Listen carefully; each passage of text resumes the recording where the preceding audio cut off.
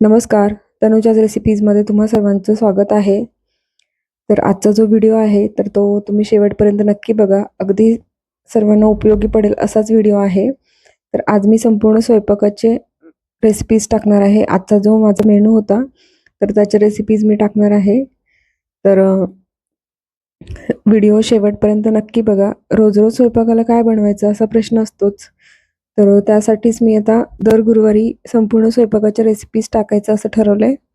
तर आजची आपली पहिली रेसिपी आहे संपूर्ण स्वयंपाकाची. तर त्याच्यामध्ये आजचा जो मेनू आहे तर आज मी बनवणार आहे पावट्याची आमटी. गावरान पावटे आहेत तर त्याची आमटी बनवणार आहे. मुळ्याची चटणी बनवणार आहे. बटाट्याची सुकी भाजी. तर मुलांना आवडेल अशी बटाट्याची भाजी बनवणार आहे. अगदी साधी सोपी, अगदी कमीत कमी तिखट आणि मुलांना आवडीचा जो मॅगी मसाला आहे तर त्याच्यामध्ये मी ती बनवणार आहे. तशा सोप्या रेसिपी आहेत. आणि भाकरी आणि भात ते तर आहे, पण ह्या ज्या रेसिपीज आहेत तर त्यासाठी पावटे पाण्यामध्ये ठेवले होते मी, सोलून घेतलेले आणि ते धुवून स्वच्छ घेतले आणि पाण्यामध्ये मी ठेवून दिलेत. त्यानंतर कांदा चिरला होता बारीक, कोथिंबीर बारीक चिरली. तर सर्वात आधी तर एका कढईमध्ये अर्धा चमचाच तेल घेतलंय आणि त्या तेलावर पावटे छान असे परतून घ्यायचे. त्यामुळे भाजीला टेस्ट खूप छान येते पावट्याच्या.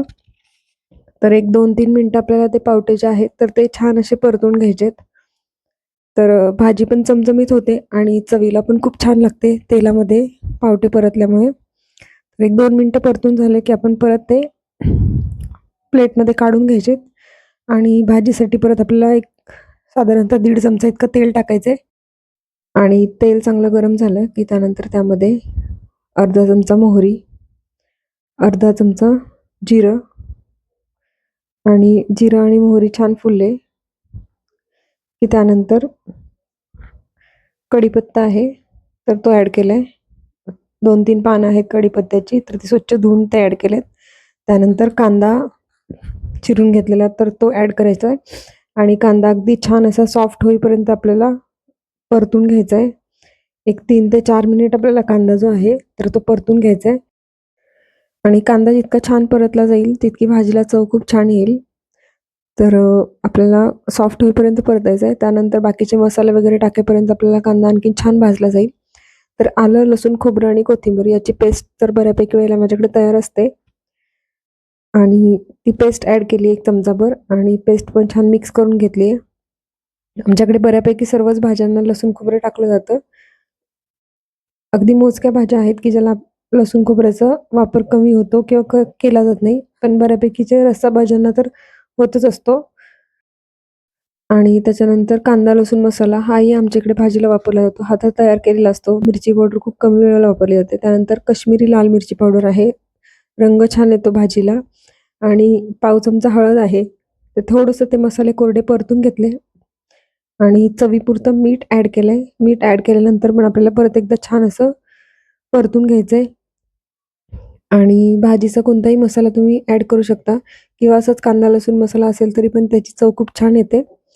तर मी गरम मसाला टाकलाय साधारणतः 1 चमचाभर आणि जे आपण पावटे परतून घेतलेले आधी तर ते टाकलेत आणि ते या सर्व मसाल्यामध्ये छान एकत्र मिक्स होईपर्यंत आपल्याला छान मसाला लागेपर्यंत परतून घ्यायचेत आणि तेल सुटेपर्यंत. बघू शकता तुम्ही तेल छान सुटलंय आणि त्यानंतर पाणी ॲड करायचं आपल्याला जितकी भाजी हवी तितकं. तर पाणी मी थोडंसं गरम करून घेतलं होतं. त्यामुळे भाजीला चव खूप छान येते. आणि एक उकळी आली की त्यानंतर त्यामध्ये शेंगदाण्याचं कूट. तर बऱ्यापैकी आमच्याकडे ज्या भाज्या असतात, काही सुक्या भाज्या, काही रस्सा भाज्या असतात तर त्याला शेंगदाण्याचं कूटही वापरतात. थोडंसं दाटसर होते भाजी आणि चवीला पण छान लागते. तर मी साधारणतः 1-2 चमचे इतकं शेंगदाण्याचं कूट टाकलंय आणि आपल्याला छान अशी उकळी येऊ द्यायची आहे, शिजवून घ्यायची आहे. तर भाजी शिजतीये तोपर्यंत मी चटणीची तयारी करणार आहे. त्यासाठी मुळा आहे तर तो स्वच्छ धुवून त्याची साल काढून घेतली आहे आणि तो किसून घेणार आहे. कांदा बारीक चिरून घेतलाय आणि कोथिंबीर पण बारीक चिरली आहे. तर भाजी तर झाली आहे पावट्याची आमटी. आता चटणी बनवायची आहे. तर त्यासाठी कढई छान गरम केली आहे. त्यामध्ये 2 चमचे तेल टाकलंय. तेल चांगलं गरम झालं की त्यामध्ये जिरं, मोहरी टाकली आहे आणि 2-3 कढीपत्त्याची पानं टाकलेत आणि त्यानंतर कांदा जो आहे बारीक चिरलेला तर तो ॲड करायचा आहे. तर आजची जी चटणी आहे तर त्या हिरवी मिरची टाकून बनवणार आहे मी. लाल तिखट टाकायचं असेल तर तुम्ही कांदा परतताना पण लाल तिखट टाकू शकता. तर हिरव्या मिरचीची टेस्ट खूप छान येते चटणीला, म्हणून मी हिरवी मिरची टाकणार आहे. तर कांदा 1-2 मिनिट छान परतून घेतलाय. थोडासा सॉफ्ट झाला कांदा की त्यानंतर त्यामध्ये आलं, लसूण, खोबरं आणि कोथिंबीर तर त्याची पेस्ट होती तर ती ॲड करायची आहे. तर हिरव्या मिरच्या आहेत तर ती बारीक चिरली होती तर ती टाकायची राहिली माझ्याकडून तेलामध्ये, तर ती मी आता टाकून घेणार आहे आणि ती पण छान अशी परतून घेणार आहे. 1-2 मिनिट आपल्याला मिरची पण कांद्यासोबतच परतून घ्यायची आहे आणि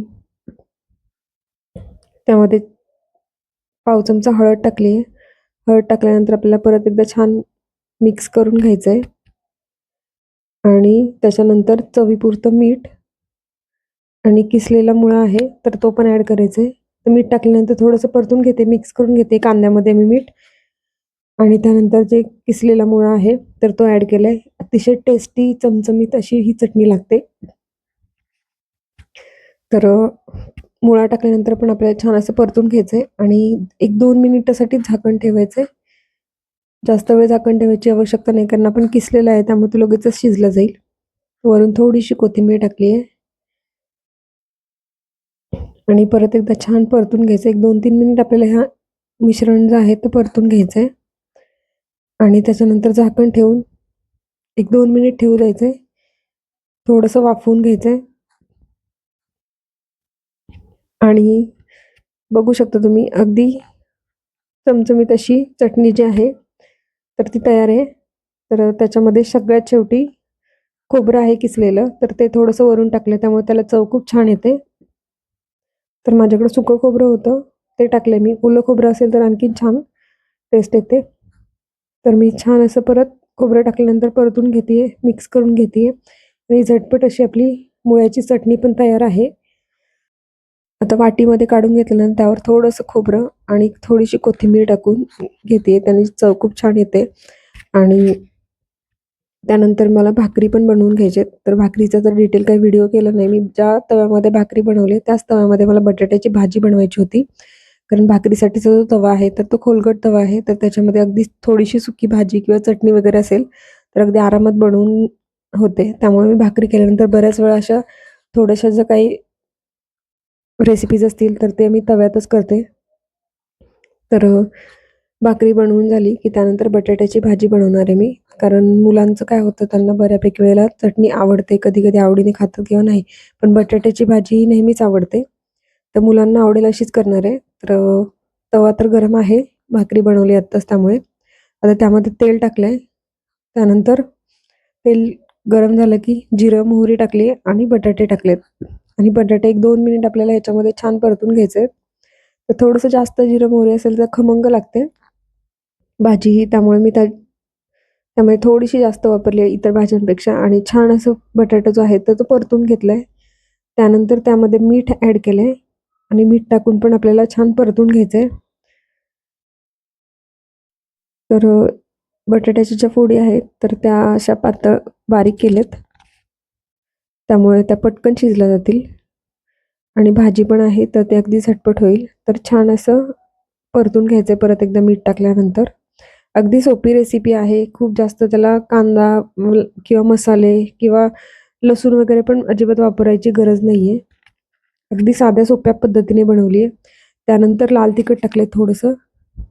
काश्मीरी मिरची पावडर आहे त्यामुळे हे जास्त तिखट तर नाहीच आहे आणि पाव चमचा हळद टाकली आहे आणि त्यानंतर जो आपला भाजीसाठीचा मॅगी मसाला मिळतो तर तो थोडासा टाकलाय मी साधारणतः 1 चमचाभर आणि त्यानंतर ते सर्व जे मसाले आहेत कोरडे तर ते छान असे बटाट्यामध्ये परतून घ्यायचे आहेत. 1-2 मिनिट आपल्याला हे मसाले जे आहेत तर ते छान एकजीव करून घ्यायचे. छान सर्व बटाट्याला मसाला जो आहे तर तो लागला पाहिजे आणि अगदी 2-3 चमचेच पाणी टाकून मी थोडीशी वाफ देणार आहे. पाणी न टाकताही छान होतं, पण मी हा जो तवा आहे तो भाकरीचा होता तो खूप जास्त गरम होता. त्याच्यामुळे थोडंसं मसाला वगैरे जळण्याची शक्यता आहे. तर त्यासाठी मी थोडंसं 1-2 ते 3च चमचे पाणी टाकले. खूप जास्त पाणी टाकायची पण आवश्यकता नाहीये आणि झाकण देऊन एकच वाफ काढायची. खूप जास्त वेळ शिजवायची गरज नाहीये. बटाटा परतून होईपर्यंतच अर्धा तर शिजलेला आहे आणि थोडीशी वाफ देऊन झाली की झटपट अशी आपल्या लहान मुलांना आवडेल अशी बटाट्याची भाजी आहे तर ती तयार आहे. तर असा एक साधा सिंपल आजचा मेनू आहे. जर आजचा व्हिडिओ तुम्हाला आवडला असेल तर व्हिडिओला नक्की लाईक करा, कमेंट करा, शेअर करा आणि तनुजाच रेसिपीला सबस्क्राईब केलं नसेल तर नक्की सबस्क्राईब करा आणि बेल आयकॉनवर क्लिक करा, जेणेकरून येणाऱ्या व्हिडिओजच्या नोटिफिकेशन तुम्हाला सर्वात आधी मिळतील. तर सर्व रेसिपी तुम्ही एकदा नक्की ट्राय करून बघा. तर छान अशी गरमागरम ज्वारीची भाकरी, मुळ्याची चटणी, बटाट्याची भाजी, पावट्याची आमटी आणि ओल्या लाल मिरच्यांची चटणी बनवली होती. तर त्याच्यासोबत मी सर्व करते आणि गरमागरम इंद्रायणी तांदळाचा भात आहे. तर असा साधा सोपा एकदम टेस्टी असा मेनू आहे. तर तुम्ही या रेसिपी एकदा नक्की ट्राय करून बघा. धन्यवाद.